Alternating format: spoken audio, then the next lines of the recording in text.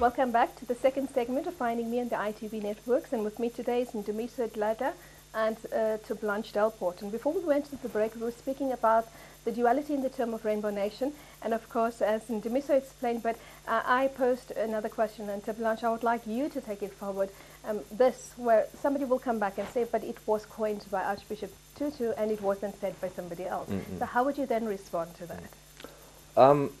Well, I think I'd like to respond to this in two ways. First, talking about, Archbishop Tutu's own conception of messianic politics as being, with his history and liberation theology and just theology in a whole, and then on the other hand, the idea of myth-making and post-apartheid myth-making. On the one hand, I think the fact that it's been coined by Desmond Tutu, speaks also a lot to his own political ideology and his own way of seeing politics and thinking of politics as that which is to come, democracy to come, a situation to come. And I think taking it within that concept, like, we must also understand that, speaking to what Ndumiso said also about the prism of light, like, a rainbow is not something that is permanent. It is something that changes, it's something that moves, and it's something that can only be perceived from a certain angle. That is correct. So I think, for me, the Rainbow Nation can be a helpful term, but, and this brings me to my second point with the concept of myth-making. I think in South Africa, and the ANC specifically is very good with this, is making these myths, the myth of the Freedom Charter, the myth of the democratic South Africa. This is something that gets perpetuated, and I think this is what Ndumiso shows very well, is that there's a myth of the Rainbow Nation, of being this, this harmonious society where everybody lives together and everything is fine. In theory, this is how it works, yes, but we need to go look at how this gets perpetuated as a myth that is definitely not. All people don't live according to the Rainbow Nation principles. Yeah. This is a fact. Okay, but then what is the difference between being against racism and being anti-racist? Well, I wonder, being against racism and being anti-racist, or being yes. Okay. If the question means the difference between non-racialism and anti-racism. Yes. How I understand it really is that the non-racialist movement moves from the presumption that because in science it has been demonstrated that racism is fallacious, and so there are no biological entities which have these capacities and can be classified quite neatly into racial categories, that we can move from that premise to the conclusion then that there is no racism. Because there is no logical basis for it, we sort of take it, what you call a color-blind approach. I don't see blacks, I don't see whites, we're all human beings. Yeah. The problem with this is that it unfortunately assumes a great and mythical power of rationality which does not in true fact exist. And the fact that there is no actual biological category doesn't follow that there isn't a social category. In philosophy, we speak about social ontology. Races have a being, but that being is socially constructed. It's constructed in the language we speak, but it's also reinforced by the ways in which societies are arranged according to people who believe that these things were real. And so you will find a society which will produce poor education rates for blacks, which will produce certain different life chances for people of color than those people who are called white. And so you do have a reality of racism. Now, anti-racism moves from the presumption of this reality, that we cannot make the assumption that the rational position that races don't exist also means that we can simply repudiate the social implications, that the world has been historically structured by racism, and that we need to invoke the reality of this concept and all of its implications in order to undo its harms. And so anti-racism then is a much more realistic and rigorous position which acknowledges that racism is not a non, it's actually a functioning and real structure which requires a various number of strategies in the opposition of. Okay, but now based on what Ndu just said, that it is a reality, is there a place for the different races in South Africa?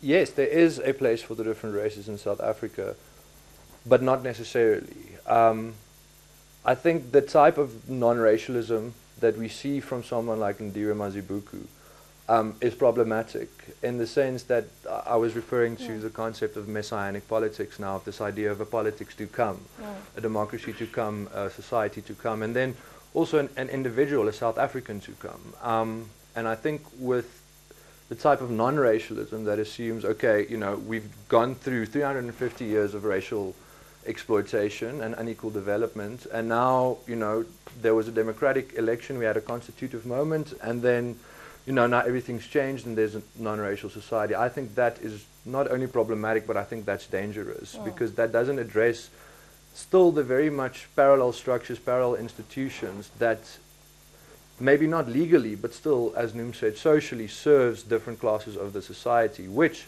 most of the time in South Africa is based on race. So yes, I think there is a place, but this needs to be negotiated and this needs to be thought. And I mean, Noom's also mentioned the fact of speaking English, of teaching in English and Afrikaans. I mean, but can I just stop you there? You know, ordinary people would say, but the language of the world is English. You know, that of course you have to, if you want to survive economically, if you want to survive socially, you have to have English. So why are we harping on something which is the norm? Basically, South Africans need English. No, that's true. I mean, if we see English as a lingua franca, I think it's fine. As a trade language, yes, that is fine. But I think it should be acknowledged, the fact that, I mean, English in itself, just because it's useful doesn't mean it's good, or doesn't mean it has... the ultimate. Yes, or that it has like an inherent value in it. It's a utility language, yes. But I mean, the point that I just also want to make is that this speaks also to an engagement in history. I mean, we were having a discussion on this as well once, and Noom's, you know, we talked about the idea of being African, when Noom said, well, you know, it's very interesting if you see how little white South Africans can speak any other language, engages with any other cultures except their own culture, and then like some sort of European culture. But it's not only amongst the whites. I think the Indians and the Coloureds themselves too don't know very many African languages. And I think you wanted to add something there. Well, in recognizing that English has a great deal of power, and that one cannot do much in the world today without speaking English, is not also to make the concession that it is the only language which should be spoken. Many different countries continue to speak in Scandinavia, for instance, in France, in Germany, even in China. People will learn English, of course, but they will still also have a primary language. This takes us to the relationship between language and culture, which is how this question of white Africans, I've suggested before that white people have not wanted to be Africans for the last 300 years. They have specifically self-referenced themselves as Europeans and whites for a long time, until very recently, when it became politically useful to become African. But if you want to see the commitment of white South Africa to not becoming African, you can see it in the very existence of that community, which for me is the first sign of a sort of social commitment to non-integration. And that idea of not becoming part of a society begins with ignoring its language, because its language contains its custom, it contains its philosophy and understanding of place in the world. So by refusing to hear the other speak, you refuse to engage in the kind of dialogue which would actually dissolve this alterity. So this commitment can be seen in the existence of a community that started amongst a few thousand people who landed in the Cape, who continue to grow in number. That suggests they've maintained the kind of racial purity. That suggests they've not become part of the society, because I do believe that white people wouldn't even exist if they indeed were Africans. There would in fact be no reason to refer to white people at all, and a special category of Africans, because we would simply have become one people. but we are not one people. Yes. Mr. Blanche, would you like to add something to that before we go to the break? I actually just want to present a quote maybe. In the previous edition of the Getting Ahead, the Mail and Guardian supplement, Surin Pillai wrote an article on decolonizing the humanities. And he had a quote there where he said, the one thing that all South Africans shares is their Eurocentrism. So I would then maybe just stop there. Okay, great. So we're going to the break, and when we come back, we're in the final segment, and we still have a lot of issues to unpack. But we'll see you after the break.